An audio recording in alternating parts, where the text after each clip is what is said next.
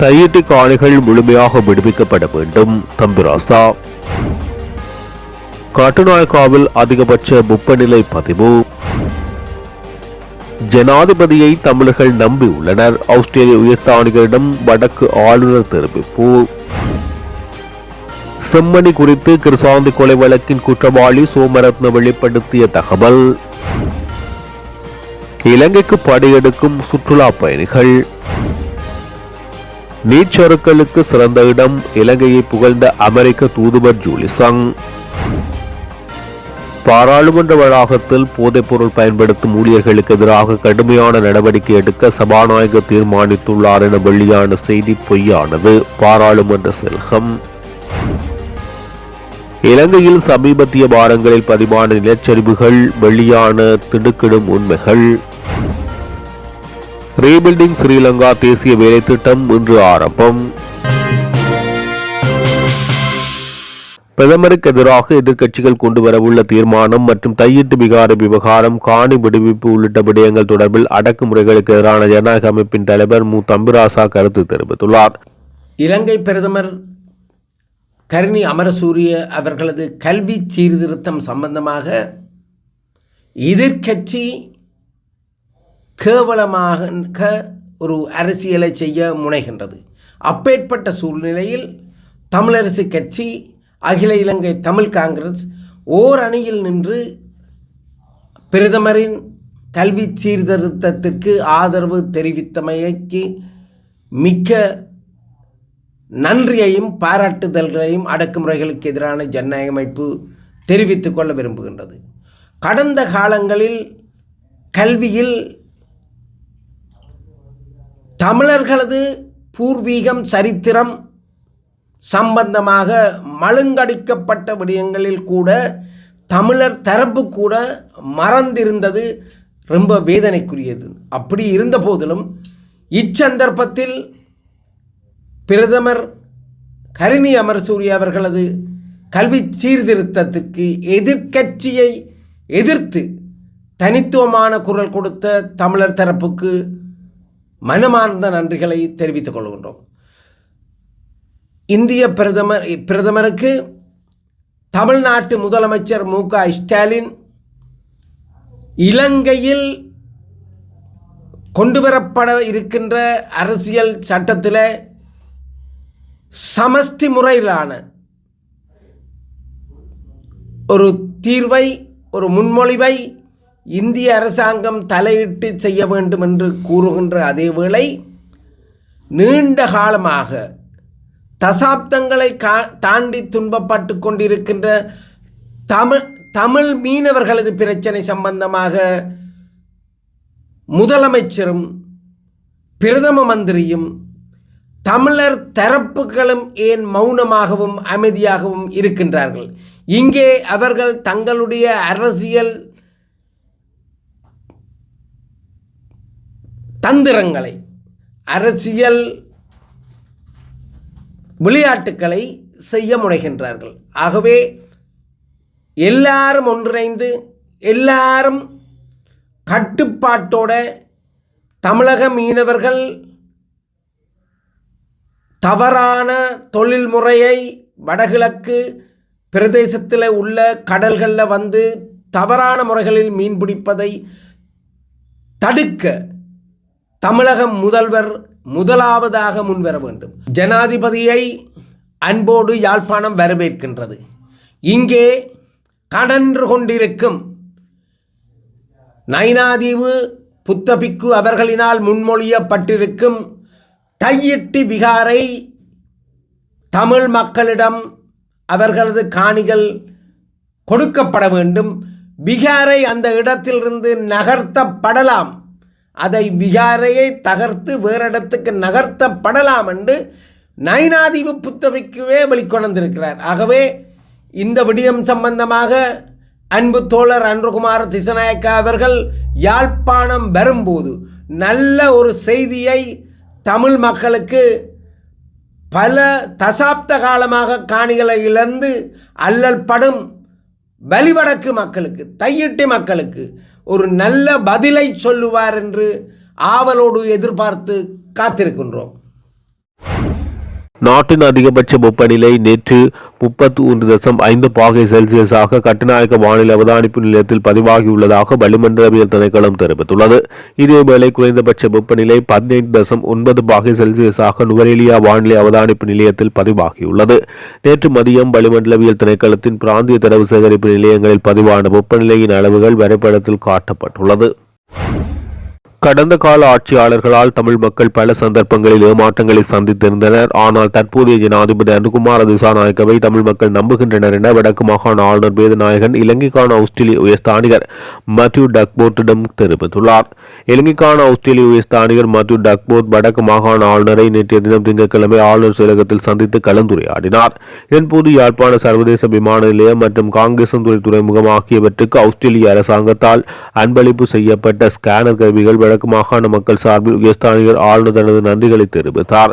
வடக்கு மாகாணத்தில் விவசாயம், கால்நடை, மீன்பிடி ஆகிய துறைகள் மிகுந்த வளமுடையவை. ஆனால் இவை எவ்வித பெறுமதிசேர் செயற்பாடுகளுமின்றி மூலப்பொருட்களாகவே இங்கிருந்து வெளியே கொண்டு செல்லப்படுகின்றன. வடக்கில் இவற்றை பெறுமதிசேர் உற்பத்தி பொருட்களாக மாற்றுவதற்கான தொழிற்சாலைகள் இல்லை. போருக்கு முன்னர் இயங்கிய தொழிற்சாலைகளும் தற்போது இல்லை. எனினும் தற்போதைய அரசாங்கம் இந்நிலையை மாற்றியமைப்பதற்கு ஆக்கப்பூர்வமான நடவடிக்கைகள் எடுத்து வருகிறது. வடக்கு மாகாணத்தில் 3 விசேட முதலீட்டு வலயங்கள் அமைக்கப்பட உள்ளன. அவை ஒவ்வொன்றும் ஒவ்வொரு துறைசார் முதலீடுகளுக்கான வாய்ப்புகளை வழங்க உள்ளன. அந்த நிலையில் அதேவேளை த மேனேஜ்மெண்ட் கிளப் அமைப்பால் வடக்கு மாகாண முதலீட்டாளர் மாநாடு எதிர்வரும் 21-22 தேதிகளில் யாழ்ப்பாணத்தில் நடாத்தப்பட உள்ளது. இவை சாதகமான சமிக்ஞைகளாக அமைந்துள்ளது. தொடர்ந்து காணி விவகாரம் குறித்து பேசிய ஆளுநர், கடந்த காலங்கள் மக்களின் வாழ்விடம் மற்றும் விவசாய காணிகள் வனவள திணைக்களம், வன ஜீவராசிகள் திணைக்களத்தால் வர்த்தமானி அறிவித்தல் மூலம் தன்னிச்சையாக பறிக்கப்பட்டன. அவற்றை மீள மக்களுக்கே வழங்குவதற்கான நடவடிக்கைகளை தற்போதைய அரசாங்கம் ஆரம்பித்துள்ளது. கடந்த கால ஆட்சியாளர்களால் தமிழ் மக்கள் பல சந்தர்ப்பங்களில் ஏமாற்றங்களை சந்தித்தனர். ஆனால் தற்போதைய ஜனாதிபதி அனுகுமார திசாநாயக்கவை தமிழ் மக்கள் நம்புகின்றனர். அவர் மீது மிகுந்த எதிர்பார்ப்பையும் வைத்துள்ளனர். வடக்கு மாகாண இளையோரின் எதிர்காலம் குறித்து உயர்ஸ்தானிகர் இதன் போது கேட்டறிந்து கொண்டார். இன்றைய இளைஞருக்கு இங்கு பல்வேறு வாய்ப்புகள் வளங்கள் உள்ள போதும் அவர்கள் வெளிநாடுகளுக்கு புலம்பெயர்வதை முதன்மை இலக்காக கொண்டுள்ளனர் எனவும், இந்த எண்ணப்பாங்கில் மாற்றத்தை ஏற்படுத்த வேண்டிய அவசியம் எனவும், குறிப்பாக இளையோரை பாதிக்கும் போதைப்பொருள் பாவனைக்கு எதிரான திட்டம் அரசாங்கத்தால் முழுவீச்சாக நடைமுறைப்படுத்தப்பட்டு வருகிறது. எதிர்காலத்தில் இளையோரிடத்தில் நிச்சயம் மனமாற்றம் ஏற்படும் என ஆளுநர் நம்பிக்கை தெரிவித்துள்ளார். தொல்பொருள் திணைக்களத்தால் அடையாளம் காணப்பட்ட மொத்த தொல்பொருள் இடங்களில் 48% வட்டமானியில் வெளியிட தவறியது குறித்து பொது கணக்குகள் குழு அதன் அதிகாரிகள் மீது அதிருப்தி தெரிவித்துள்ளது. அதன்படி வட்டமானியில் வெளியிடப்பட்ட மற்றும் வெளியிடப்படாத அனைத்து தரவுகள் குறித்தும் 1 மாதத்துக்குள் அறிக்கை சமர்ப்பிக்க வேண்டும் என குழு பரிந்துரைத்துள்ளது. தொல்பொருள் மற்றும் தொல்பொருள் அகழ்வாராய்ச்சிகள் பற்றிய அனைத்து தகவல்களையும் உள்ளடக்கிய ஒரு மையப்படுத்தப்பட்ட தரவு தளத்தை பராமரிப்பதன் அவசியத்தையும் குழு கவனத்தில் கொண்டுள்ளது. 2021, 2022 மற்றும் 2023 ஆண்டுகளுக்கு தணிக்கையாளர் நாயகத்தின் அறிக்கைகள் மற்றும் தொல்பொருள் துறையின் தற்போதைய செயல்திறனை ஆய்வு செய்வதற்காக பாராளுமன்ற உறுப்பினர் கபீர் காசிம் தலைமையிலான பொது கணக்கு குழு கடந்த 6ஆம் தேதி பாராளுமன்றத்தில் கூடிய போது இந்த விடயங்கள் விவாதிக்கப்பட்டன. தொல்லியல் துறையின் அதிகாரப்பூர்வ இணையதளம் புதுப்பிக்கப்படவில்லை என்பது குறித்தும் முழு கவனமும் ஈர்க்கப்பட்டது. பயணிகளை ஈர்ப்பதில் தொல்லியல் துறையின் அதிகாரப்பூர்வ இணையதளத்தை புதுப்பிப்பது மிகவும் முக்கியமானது என குழுவின் உறுப்பினர்கள் சுட்டிக்காட்டினர். இந்த விடயத்தில் கவனம் செலுத்தி இணையதளத்தை விரைவில் புதுப்பிக்க ஒரு அமைப்பை தயாரிக்குமாறு குழு அறிவுறுத்தியுள்ளது. அக்டோபர் 3, 2023 அன்று குழு கூடிய போது நாட்டில் உள்ள அனைத்து தொல்பொருள் அகழ்வாராய்ச்சி தளங்கள், அந்த அகழ்வாராய்ச்சியின் போது கண்டுபிடிக்கப்பட்ட கண்டுபிடிப்புகள் மற்றும் அவற்றின் வெற்றி தோல்வி, அந்த அகழ்வாராய்ச்சிகள் தொடர வேண்டுமா இல்லையா, வேறு எந்த இடங்கள் தோண்டப்பட வேண்டும் போன்றவற்றை ஒரு தரவில் சேர்த்து பராமரிக்க பரிந்துரைத்ததாக குழு தலைவர் சுட்டிக்காட்டியுள்ளார். மாணவி கிருசாந்தி குமாரசுவாமி படுகொலை வழக்கில் மரண தண்டனை கைதியான சோமரத்ன ராஜபக்சவிடமிருந்து பெறப்பட்டுள்ள தகவல்களுக்கு அமைய யாழ்ப்பாணம் செம்மணி மனித புதைகுழியை அண்மித்த பகுதிகளில் அகழ்வுகள் முன்னெடுக்கப்படும் என காணாமல் போனோர் அலுவலகம் அறிவித்துள்ளது. சிறையில் அடைக்கப்பட்டுள்ள சோமரத்ன ராஜபக்சவிடம் மேற்கொள்ளப்பட்ட விசாரணைகள் குறித்து காணாமல் போனோர் தொடர்பில் ஆராயும் அலுவலகத்தின் அதிகாரிகள் கடந்த வெள்ளிக்கிழமை நேரில் சென்று விசாரணை நடத்தினர். இந்த விசாரணைகள் தொடர்பில் ஊடகம் ஒன்றில் கேள்வி எழுப்பப்பட்ட போது காணாமல் போனோர் தொடர்பில் ஆராயும் அலுவலகத்தின் தலைவர் மகேஷ் கட்டுலந்த இவ்வாறு தெரிவித்தார். இந்த விசாரணைகள் தொடர்பில் அவர் தெரிவிக்கையில் சோமரத்ன ராஜபக்சவிடம் மேற்கொள்ளப்பட்ட விசாரணை தொடர்பில் மதிப்பாய்வு செய்யப்பட்டு அதனை மனித புதைகுழி அகழ்வில் ஈடுபடும் நிபுணர்களுடன் கலந்து ஆலோசித்து நீதிமன்ற உத்தரவு பெறப்படும். அதன் பின்னர் நவீன ரக ரேடார் ஸ்கேனர்கள் பயன்படுத்தி செம்மணி மனித புதைகுழி அண்மித்த பகுதிகளில் அகழ்வுகள் மேற்கொள்ளப்படும். சோமரத்ன ராஜபக்ச சத்திய கடதாசி ஊடாக தெரிவித்துள்ள பல விடயங்கள் குறித்தும் அவரிடம் விசாரணைகள் மேற்கொள்ளப்பட்டன. அதற்கமைய குறித்த சத்திய கடதாசின் உண்மைத்தன்மை, அதிலிருந்து பெற்றுக்கொள்ளக்கூடிய மேலதிக விடயங்கள் தொடர்பில் சோமரத்ன ராஜபக்சவிடம் விசாரணைகள் மேற்கொள்ளப்பட்டது. எவ்வாறாயினும் தன்னை விடுதலை செய்வதற்கான பரிந்துரைகளை முன்வைக்குமாறு சோமரத்ன ராஜபக்ச முன்வைத்த கோரிக்கை தொடர்பில் நடவடிக்கை மேற்கொள்வதற்கான அதிகாரம் எமது அலுவலகத்துக்கு கிடையாது. அதன்படி மாணவி கிருசாந்தி குமாரசுவாமி படுகொலை வழக்கில் நீதிமன்றத்தால் மரண தண்டனை விதிக்கப்பட்டுள்ள குற்றவாளியின் கோரிக்கைகளை மீள் பரிசீலிப்பதற்கான பரிந்துரையை ஒருபோதும் எமது அலுவலகம் முன்னெடுக்காது. இந்த நிலையில் சோமரத்ன ராஜபக்சவிடம் எமது அலுவலகம் மேற்கொள்ளும் விசாரணைகள் தொடர்பில் அவரின் மனைவியால் பகிரப்படும் தகவல்களை நாம் முற்றிலும் மறுதளிக்கின்றோம். அதற்கமைய பாதிக்கப்பட்டவர்களுக்கு நீதியை பெற்றுக் கொடுப்பதற்கு மாத்திரமே எமது அலுவலகம் செயற்படும். அதற்கான சாட்சி விசாரணைக்காகவே சோமரத்ன ராஜபக்சவை சந்தித்து விடயங்களை அறிக்கை செய்து கொண்டுள்ளோம் என தெரிவித்தார். இந்த ஆண்டின் முதல் 8 நாட்களில் மொத்தம் 67,762 சுற்றுலா பயணிகள் நாட்டுக்கு வருகை தந்துள்ளதாக ஆண்டின் இதுவரையான காலப்பகுதியில் அதிகளவான சுற்றுலா பயணிகள் இந்தியாவிலிருந்து வருகை தந்துள்ள நிலையில் அவர்களின் மொத்த எண்ணிக்கை 11,367 ஆகும். குறித்த விடயம் இலங்கை சுற்றுலா மேம்பாட்டு ஆணையத்தின் தரவுகளில் குறிப்பிடப்பட்டுள்ளது. மேலும் இந்த ஆண்டின் முதல் சில நாட்களில் ரஷ்யாவிலிருந்து 8,425 பேரும், ஐக்கிய ராஜ்யத்திலிருந்து 6,067 பேரும், ஜெர்மனியில் இருந்து 5,306 பேரும், ஆஸ்திரேலியாவிலிருந்து 3,285 பேரும் இலங்கைக்கு வருகை தந்துள்ளனர். 2025 ஜனவரி மொத்தம் 252,761 சுற்றுலா பயணிகள் நாட்டுக்கு வந்தனர். இந்தியாவிலிருந்து மொத்தம் 11,367 சுற்றுலா பயணிகள் நாட்டுக்கு வருகை தந்துள்ளனர். இது மொத்த வருகையில் 17.0% கடந்த ஆண்டில் 23,62,521 வெளிநாட்டினர் இலங்கை வருகை தந்துள்ளதாக இலங்கை சுற்றுலா மேம்பாட்டு ஆணையம் தெரிவித்துள்ளது. இலங்கை நீச்சர்களுக்கு சிறந்த இடமாக திகழ்கிறது என இலங்கைக்கான அமெரிக்க தூதுவர் ஜூலி சங் தெரிவித்துள்ளார். ஜூலி சங் தனது உத்தியோகபூர்வ எக்ஸ் தளத்தில் வெளியிட்டுள்ள பதிவில் இந்த விடயத்தை குறிப்பிட்டுள்ளார். அந்த பதிவில், நான் கலிபோர்னியாவில் பிறந்த பெண்ணாக இருந்தாலும் நான் இதற்கு முன்னர் ஒருபோதும் நீச்சல்கள் விளையாடியதில்லை.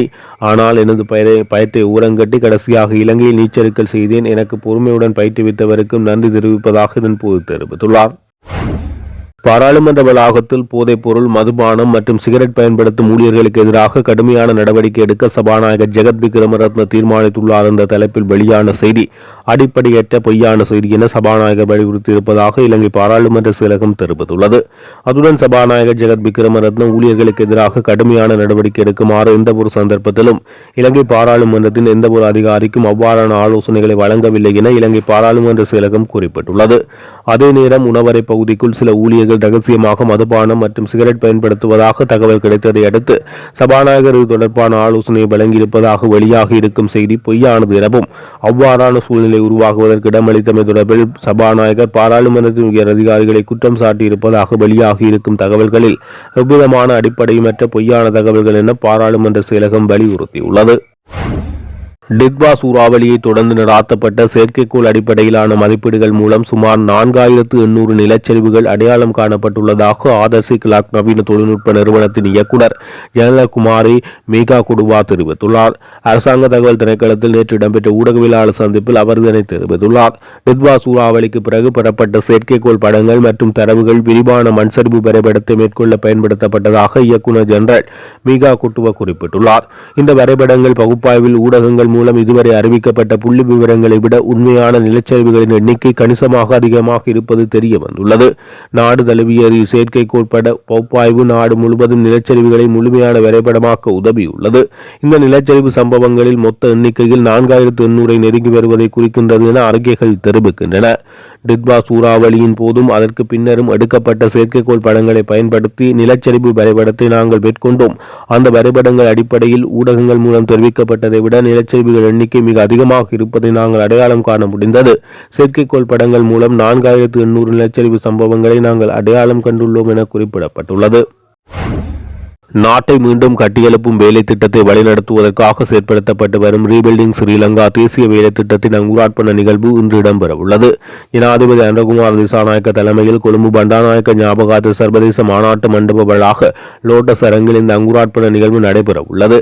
உயிரிழப்புகள், தனியார் மற்றும் அரசு சொத்துக்களுக்கு ஏற்பட்ட சேதம் உட்பட டிட்பா புயல் அனர்த்தத்துக்கு பின்னரான புனர்வாழ்வு மற்றும் மீட்பு நடவடிக்கைகளுக்காக உயர்மட்ட நன்கு ஒருங்கிணைந்த தேசிய மீட்பு பொறிமுறையின் விரைவான மற்றும் அவசர தேவைகளை பூர்த்தி செய்யும் வகையில் ரீபில்டிங் ஸ்ரீலங்கா வேலை திட்டம் செயற்படுத்தப்படுகிறது. நாட்டின் மீள்கட்டமைப்பு திட்டத்துக்கு தற்போது 3 மூலோபாய அணுகுமுறைகளின் கீழ் நிதியளிக்கப்படுகிறது. இதன்போது முக்கியத்துவத்தின் அடிப்படையில் மீள் ஒழுங்கமைப்பு செய்முறையின் கீழ் தற்போது செயற்படுத்தப்படும் அபிவிருத்தி திட்டங்களிலிருந்து தேர்ந்தெடுக்கப்பட்ட திட்டங்கள் நோக்கங்களை மாற்றி செயற்படுத்தல், மீள் ஒதுக்கீட்டின் கீழ் நிதி முகாமைத்துவ சட்டத்தின் விதிகளின் அடிப்படையில் வரவு செலவு திட்ட ஒதுக்கீடுகளுக்கு மேலதிகமான தொகையை ஒதுக்குதல் என்பன மேற்கொள்ளப்படுகின்றன.